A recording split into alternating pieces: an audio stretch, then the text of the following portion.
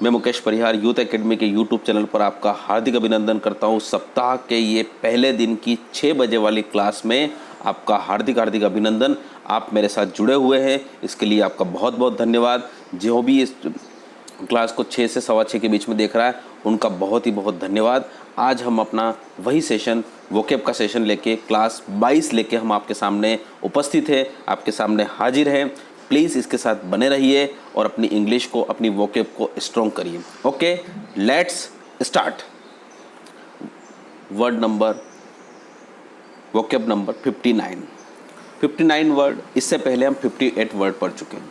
आप अपने मन में आंखें बंद करके please close your eyes and think, क्या मैंने वो सारी वोकेब पढ़ ली है? क्या मैंने उन सारी चीज़ों को पढ़ लिया है? अभी तक इतना है। अगर उसके जवाब यस आते हैं तो आगे आप पढ़ना शुरू करिए, और नहीं आते हैं तो अपने आप से एक वादा करिए कि आज या कल मैं इन चीज़ों को कर लूँगा। और क्या मैं इन चीज़ों को रोज़ रिवाइज़ कर रहा हूँ? इस प्रश्न का जवाब भी आप अपने आप से लीजिएगा, तभी आप आगे बढ़िए। ध्यान रखिएगा, चीज़ों को रिवाइज़ करना बहुत बहुत ज़रूरी है। अगर रिवाइज़ के बिना ये सारी चीज़ें केवल नंबर बन के रह जाएगी और थोड़े दिन बाद आपका इसको देखने की भी इच्छा नहीं होगी। ठीक है, तो वर्ड नंबर 59, एक्कोलेट। एक्कोलेट का मतलब होता है सम्मान या सराहना। ठीक है, चलिए इसके मीनिंग को देखते हैं हम। ये एक्कोलेट के 2 मीनिंग होते हैं जनरली। तो एक मीनिंग तो होता है सम्मान या सराहना, नाउन के रूप में है ये सॉरी।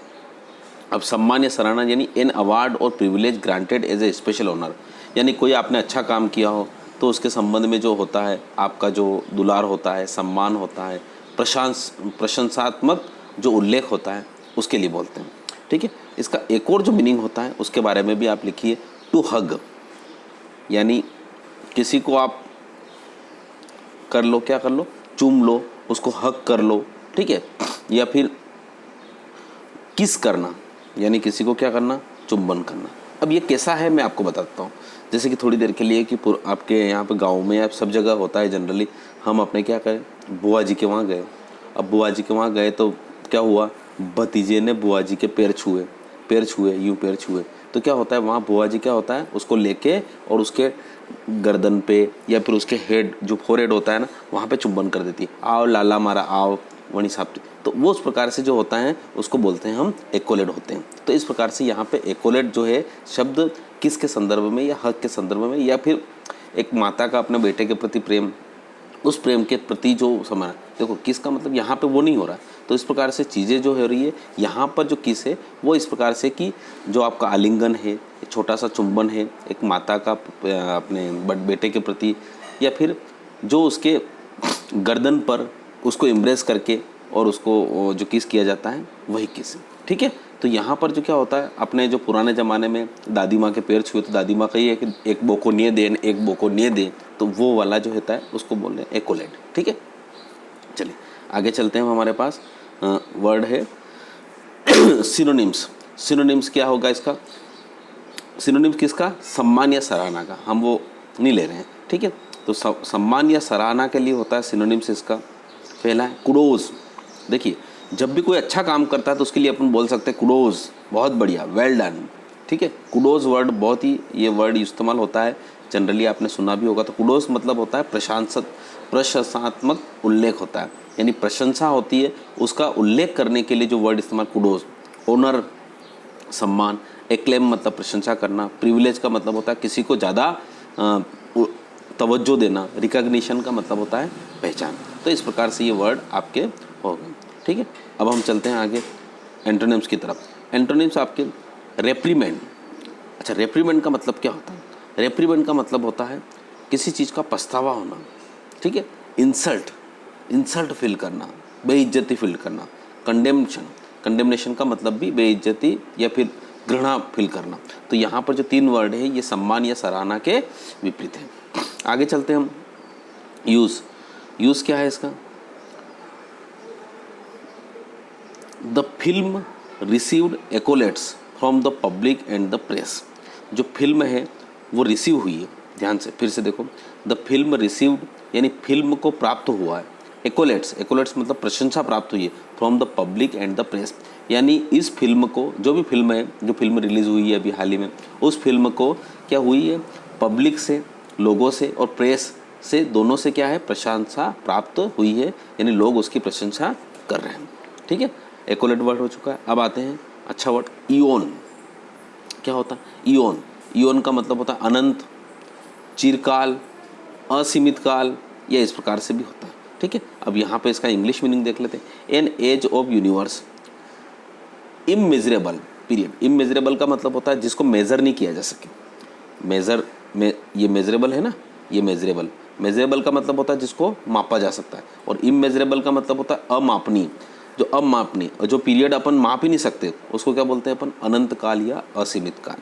इसके सिनोनिम्स होंगे एज, एज मतलब उम्र, मतलब एज को काल बोलते हैं generally, epoch, time, year, generation, ये सारी चीज़ें क्या है इसकी।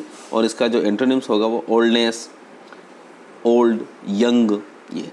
ठीक है, तो ये जनरली क्या है, इयोन का मतलब होता है बहुत ही अनंत असीमित काल से मैं यहाँ पे हूँ। ठीक है, जैसे तो अब यहाँ पे इसका जो सेंटेंस है, सेंटेंस के बारे में बात कर लेते हैं हम। सेंटेंस क्या है, सेंटेंस आपके he worked hard for eons. For eons का मतलब होता है कई वर्षों से, असीमित काल से उसने कठिन परिश्रम किया। बिफोर ही गॉट सक्सेस, यानी सफलता पाने से पहले उसने बहुत ज़्यादा परिश्रम किया है। तो यहाँ पर बिफोर ही गॉट सक्सेस यानी सफलता पाने से पहले उसने असीमित काल तक, अनंत काल तक, बहुत लंबे समय तक परिश्रम या कठिन परिश्रम किया। ठीक है, इयोन भी हो चुका है। अब लास्ट वर्ड है इसका अल्टरकेशन। अल्टरकेशन का मतलब होता है कहा सुनी, झगड़ा, तकरार, जैसे होती नहीं, जैसे पानी भरने गए कहीं पर, नल पे पानी भरने गए तो दो महिलाओं के बीच में तकरार हो गई। ठीक है, बस में दो महिलाएं चढ़ी, एक ने उसको धक्का दे दिया तो उसके बीच में क्या हो गई, तकरार हो गई। तो इस प्रकार से कहा सुनी है, तकरार। ठीक है, इसका सिंपल सा आपके पास मीनिंग होता है ए नॉइजी आर्ग्यूमेंट और disagreement specially in public. Public में होता है उसके बारे में बात करते हैं, घर में तो होता है किसी को पता ही नहीं चलता। तो यहाँ पब्लिक के बीच में अगर कहीं डिसएग्रीमेंट हो जाता है, असहमति हो जाता है या कोई तर्क वितर्क हो जाता है जो नॉइजी का रूप धारण कर ले, समझे, नॉइजी का मतलब होता है शोरगुल वाला, तो वहाँ पे क्या हो रहा है, वो होती है कहा सुनी। तो क्वारल, क्वारल का मतलब झगड़ा, स्क्वेलबल का मतलब भी झगड़ा, फाइट मतलब लड़ाई, हिप्ट का मतलब भी कहा सुनी या झगड़ा, तकरार, और डिसएग्रीमेंट का मतलब असहमति। असहमति कब होती है, जब। तो इस प्रकार से यहाँ पे सिनोनिम्स हैं। और एंटोनिम्स के बारे में बताएं, एग्रीमेंट सहमति हो गई, कॉन्कॉर्ड का मतलब होता है सुलह हो गई, सुलह। हार्मोनी का मतलब भी एक जैसा, ठीक है, वातावरण अच्छा है। अंडरस्टैंडिंग मतलब होता है ठीक है, उनके बीच में अंडरस्टैंडिंग अच्छी है। कॉम्प्रोमाइज़, समझौता हो गया। अनएनिमिटी, ये बहुत ही अच्छा वर्ड है, इसके बारे में अपन एक बार पढ़ लेते हैं। अनएनिमिटी, देखो एक तो होता है एनिमी। एनिमी मतलब क्या होता है, शत्रु। अब यहाँ पे क्या होता है, एनिमिटी में होता है अनएनिमिटी।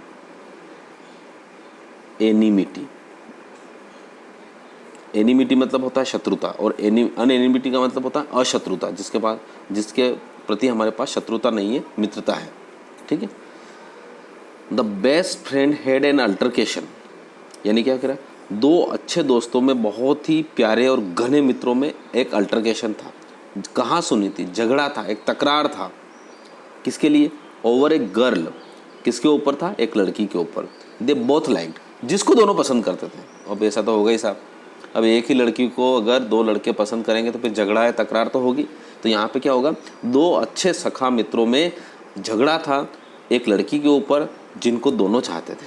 अब ऐसा होगा तो झगड़ा तो होगा। ठीक है, तो इस प्रकार से यहाँ पे वन वर्ड सब्स्टिट्यूशन के बारे में चलते हैं। तो हमने 3 वर्ड पढ़े अभी, एकोलेट सम्मान या सराहना, इयोन भी आपका अनंत है, चिरकाल, और अल्टरकेशन मतलब कहा सुनी, झगड़ा। तीनों ही नाउन के रूप में पढ़े हम। ठीक है, animals which feed on herbs, देखिए बहुत ही प्यारा वर्ड है। क्या होता है इसका, अगर आप बात पढ़ा है आपने, सब अच्छी तरह से पढ़ा है इन चीज़ों को, कहीं ना कहीं आपकी यहाँ पे वर्ड कौन सा हो गया, 101 वर्ड के पास। Animals which feed on herbs, यानी एनिमल्स जो खाते हैं हर्ब्स। हर्ब्स का मतलब होता है जड़ी बूटियाँ, जड़ी बूटियाँ का मतलब होता है वही तने, पेड़ पौधे, उसको क्या बोलते हैं। तो ऐसे पशु जो इस प्रकार से खाते हैं उसको बोलते हैं हर्बीवोरस। क्या बोलते हैं उसको, हर्बीवोरस। हर्बीवोरस का मतलब होता है शाकाहारी। ठीक है, शाकाहारी। ठीक है, क्या करते बोलते हैं उसको? शाकाहारी। जैसे कि हिरण खाती है वो, हर्बीवोरस एनिमल है वो, ठीक है। चलते हैं हम आगे।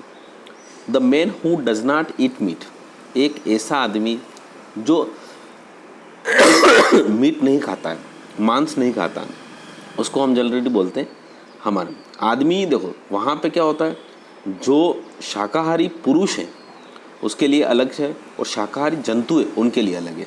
तो शाकाहारी के लिए क्या होता है? वेजिटेरियन। वेजिटेरियन का मतलब क्या होता है? शाकाहारी। शाकाहारी पुरुष के लिए होता है। किसके लिए होता है ये? शाकाहारी, ठीक है। शाकाहारी आपके पुरुष के लिए हो गया, ठीक। अगला वर्ड है the man who can eat meat preparation, यानी कोई मीट बनाए और वो खा ले तो उसको बोलते हैं नॉन वेजिटेरियन। नॉन वेजिटेरियन का मतलब होता है ये तो मांसाहारी है, ठीक है, ठीक। उसके बाद आगे चलते हैं हम, हमारे पास अगला word the man who can eat human flesh. अब एक ऐसा आदमी जो मीट नहीं खाता हो, वेजिटेरियन, जो मीट खा सकता है ना। खा सकता है का मतलब होता है भाई जो मीट खाता है क्या वो कभी फल फ्रूट नहीं खाता है? तो खा सकता है। जो मीट भी खा सकता है उसको नॉन वेजिटेरियन बोलते हैं। और the man who can eat human flesh, जो मानव के मांस को खा देता है। बहुत ही गंदा वर्ड है ये 104। तो उसको बोलते हैं कैनिबल, जिसको बोलते हैं हम आदमखोर।